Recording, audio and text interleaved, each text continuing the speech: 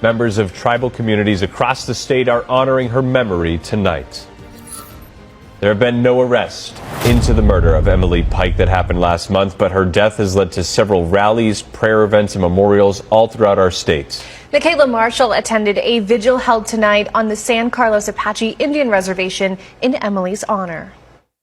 She was only 14 when she walked away from a group home in Arizona. 17 days later, her remains were found stuffed in trash bags beside a highway. But what happened during those missing days is still a mystery. Stay tuned, watch the video, and subscribe for more details. On the evening of January 27, 2025, 14-year-old Emily Pike walked away from a group home in Mesa, Arizona. She was wearing a pink and gray shirt. She never came back. At first, Emily's disappearance may not have seemed entirely unusual to the people responsible for her care. She had run away from the group home before, but this time was different. More than 2 weeks later, hikers would discover human remains inside contractor trash bags along Highway 60. The victim was Emily Pike, a 14-year-old girl who had once dreamed of going to college. Her death was ruled a homicide, and suddenly, the questions surrounding her disappearance became much darker. What happened to Emily after she left that group home? Who did she encounter? And who was responsible for her death? To understand how this case unfolded, we have to go back to the years before Emily disappeared. Before the disappearance, Emily was a member of the San Carlos Apache tribe. Her mother, Steph Docella, described her as a girl who loved art and had plans for her future. But by the time she was 14, Emily had already experienced circumstances that would place her in a vulnerable position.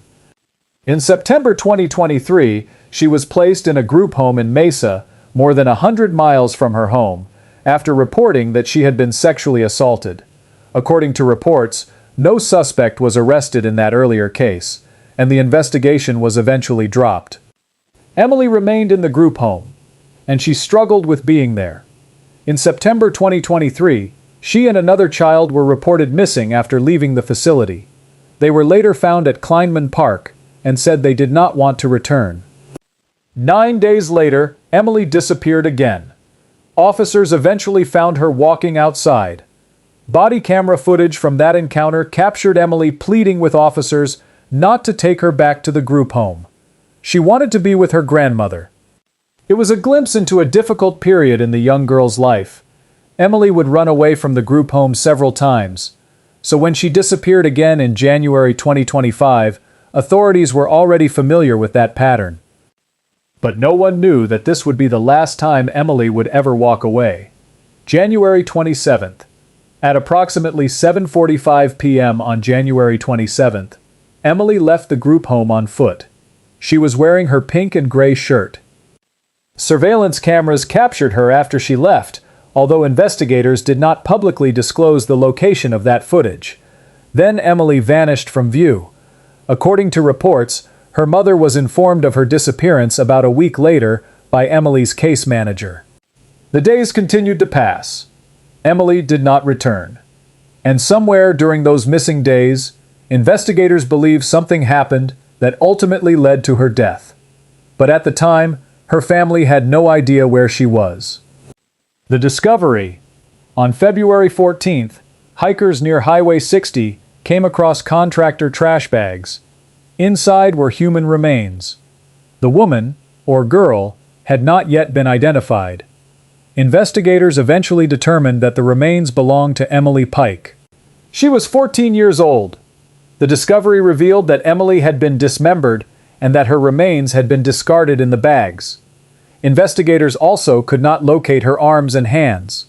An autopsy found trauma to her face and head. The Gila County Sheriff's Office began treating the death as a homicide.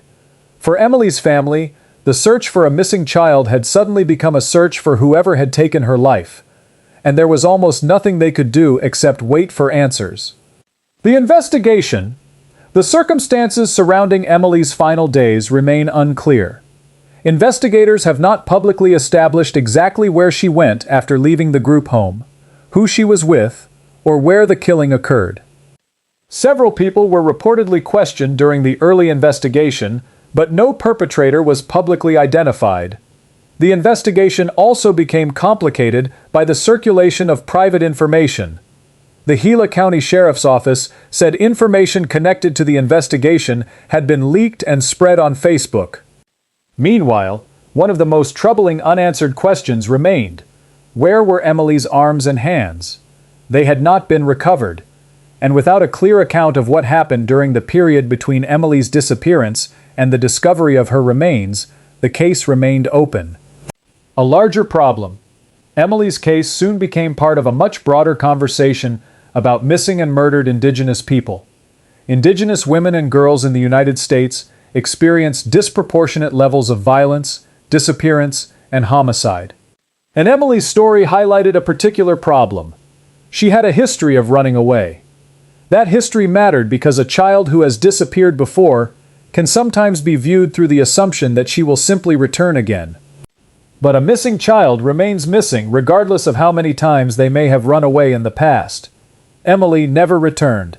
Her disappearance and murder would eventually contribute to changes in Arizona's response to missing Indigenous people. Emily's Law. On May 13, 2025, Arizona Governor Katie Hobbs signed House Bill 2281, known as Emily's Law. The legislation created the Turquoise Alert System. Its purpose was to help alert the public when an Indigenous person goes missing under circumstances that meet specific criteria. The system was intended to get information into communities quickly, giving people a better chance of recognizing the missing person or providing investigators with useful information. But there was an important limitation. A turquoise alert requires specific circumstances, including that the disappearance not be classified simply as a runaway case. Emily had been considered a runaway. That meant her disappearance may not have qualified for the alert system. There is no way to know whether an alert would have changed what happened to her. But her case became part of the reason Arizona created a system designed to respond more effectively to similar disappearances in the future. Remembering Emily, while investigators continued working on the case, Emily's family and supporters focused on something they could control, keeping her name alive. A memorial was created in Mesa, with photographs, flowers, stuffed animals, and other items honoring Emily. Later, the property owner removed the memorial and placed its contents into a bin for collection. The decision upset supporters, particularly because of the circumstances in which Emily's remains had been found. For the people who created the memorial, it represented more than flowers and photographs.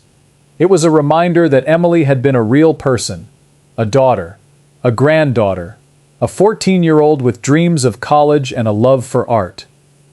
Plans were later announced for 2 permanent memorials in her honor. The goal was simple: to make sure her name remained visible and her case was not forgotten. 1 year later, January 27, 2026, marked 1 year since Emily disappeared. The case remained open. There had been few public updates, and authorities had not announced a person responsible for her murder. Her arms and hands had still not been recovered. For Emily's family, another year had passed without the answers they needed. And somewhere within that silence, there was still the possibility that someone knew something. Someone may have seen Emily after she left the group home.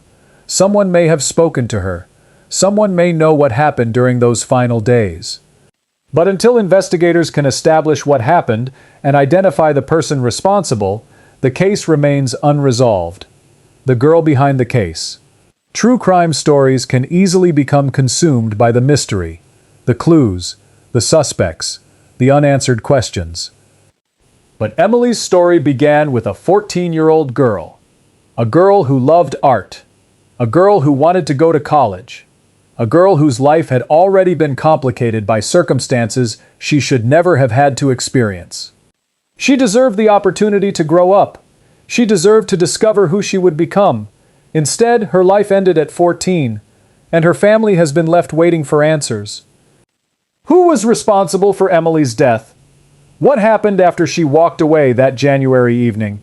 And where are the missing parts of her remains? Those questions remain unanswered. But Emily's name continues to be spoken. Her family continues to remember her. and the changes made in Arizona after her death have ensured that her story became part of a larger effort to protect missing Indigenous people. Emily Pike should have had decades ahead of her. Instead, she became the center of a homicide investigation that remains open. And until the truth about what happened to her is finally known, her story remains unfinished.